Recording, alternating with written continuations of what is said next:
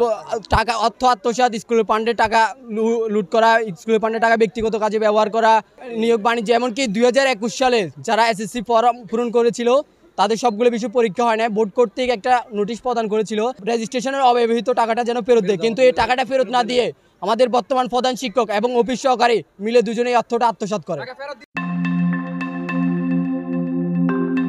চট্টগ্রামের মিরসরাই চিনকে আস্তানা উচ্চ বিদ্যালয়ের প্রধান শিক্ষক মোকাররম হোসেন চৌধুরী অফিস সহকারী নুরুল ইসলাম সাদ্দামের পদত্যাগ দাবিতে বিক্ষোভ করেছে শিক্ষার্থীরা। রোববার সকালে বিদ্যালয় প্রাঙ্গণে এই বিক্ষোভ করে বর্তমান ও প্রাক্তন শিক্ষার্থীরা।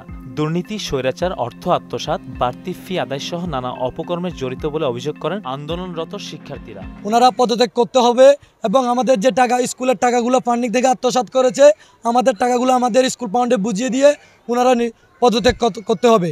উনি আমাদের থেকে মাসিক ফি বেশি নিয়েছেন, আমাদের রেজিস্ট্রেশনের ফি বেশি, টাকা বেশি নিয়েছেন, আর আমাদের ভর্তি ফিও বেশি নিয়েছেন। যখন আমি ভর্তি হয়েছিলাম তখন আমার থেকে ভর্তি ফি প্রথমে 3000 টাকা নিয়েছে, আবার ডাকি আবার 6000 টাকা নেওয়া হয়েছে, মোট 9000 টাকা আমি ভর্তির সময় নেওয়া হয়েছে।